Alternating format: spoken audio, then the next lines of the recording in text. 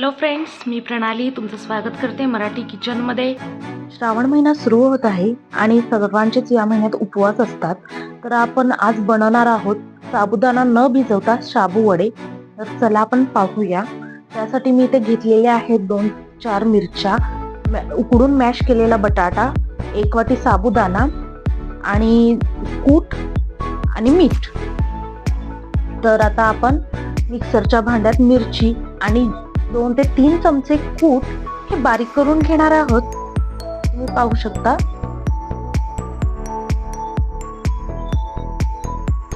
हे बघा, मी आता मिक्सरच्या भांड्यात हे बारीक करून घेत आहे.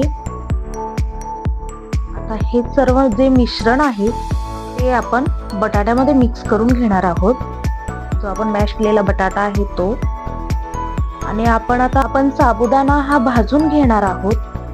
तुम्ही पाहू शकता, ते कढई ठेवलेली आहे गॅसवरती. आपण साबुदाणा भाजून घेणार आहोत.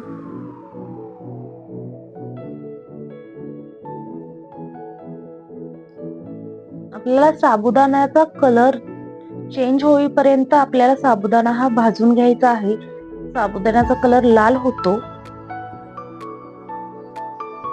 तोपर्यंत आपल्याला हा साबुदाणा भाजून घ्यायचा आहे. व्यवस्थित मंद आचेवर भाजायचा आहे.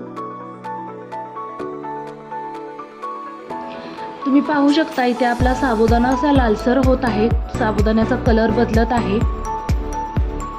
थंड झाल्यानंतर आपण मिक्सरच्या भांड्यात काढून घेऊ आणि मिक्सरमध्ये फिरवून घेऊ. हे पहा, या पद्धतीने जर तुमचा साबुदाणा अख्खा राहिला असेल तर तुम्ही परत मिक्सरच्या भांड्यातून घालून मिक्सरमध्ये बारीक करून घेऊ शकता. आणि अशा चाळणीच्या मदतीने आपण चाळून घ्यायचं आहे. त्याचं पीठ करायचं आहे. हे पहा,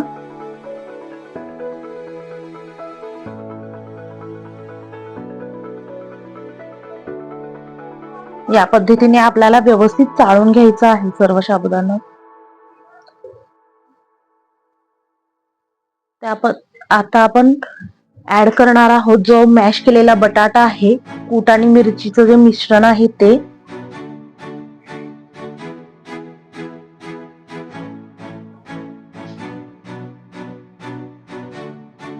चवीनुसार मीठ घालून घेणार आहोत. जर तुम्हाला वाटत असेल की आपला साबुदाणा थोडा जास्त झालेला आहे, पीठ थोडं सरसरीत असं झालेलं आहे, तर तुम्ही या स्टेजला उकडलेला बटाटा मॅश करून घालू शकता. थोडंसं आपण तेल लावायचं आहे हाताला, परत मळून घ्यायचं आहे आणि हे 5 मिनिटं झाकून ठेवायचं आहे.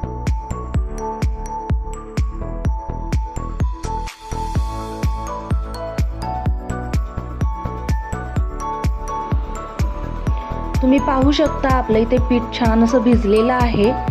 आता आपण हाताला तेल लावून घेऊ आणि याचे छोटे छोटे गोळे बनवून घेऊ. आपण गोळे बनवेपर्यंत आपलं तेल तापेल. मी ऑलरेडी इथे तेल तापत ठेवलेलं आहे.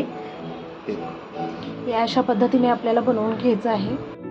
हे पहा, या पद्धतीने आपल्याला गोळे बनवून घ्यायचे आहेत. तुम्ही पाहू शकता मी कसे गोळे बनवले आहेत ते.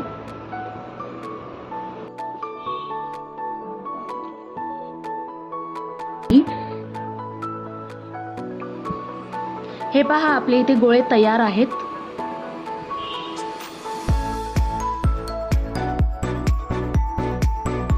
इथे तेलही माझं तापलेलं आहे. आपण आता या एक एक गोळे असे सोडून घेऊ.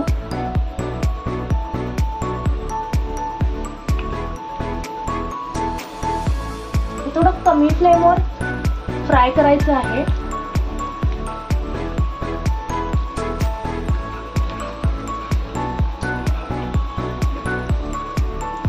इथे आपल्याला गॅसची फ्लेम अजिबात वाढवायची नाहीये. कमी फ्लेमवरच आपल्याला वडे तळून घ्यायचे आहेत, नाहीतर वडे फुटतात. आणि जोपर्यंत आपल्याला असं दिसत नाही की आपले वडे लाल होत आहेत तोपर्यंत पलटायचे नाहीयेत. पलटताना आपले वडे फुटू शकतात, खाली चिकटतात ते वडे. आता माझे वडे कसे लाल होत आहेत. ह्या स्टेजला तुम्ही पलटा वडे, नाहीतर तुमचे वडे 100% असे फुटू शकतात. ही खूप महत्त्वाची स्टेप आहे. जे नवीन बनवत आहेत त्यांच्यासाठी स्पेशली ही स्टेप नक्की बघा तुम्ही. हे बघा वडे अशी लालसर झाल्यानंतरच आपल्याला पलटायचे आहेत आणि हे कमी गॅसवरच फ्राय करायचे आहेत. पूर्ण कमी गॅसवर फ्राय करायचे आहेत. बघा आपले वडे कसे फ्राय झालेले आहेत. दोन्ही साईडने लालसर भाजून घेतलेले आहेत, आपण फ्राय केलेले आहेत. हे मी प्लेटमध्ये काढून घेते.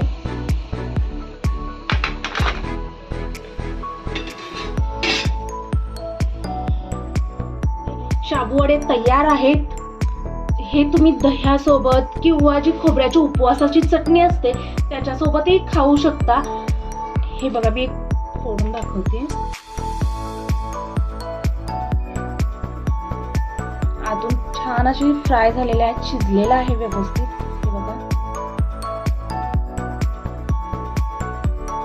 जर तुम्हाला ही रेसिपी आवडली तर माझ्या मराठी किचन्सला लाईक करा, शेअर करा आणि सबस्क्राईब करा. थँक्यू.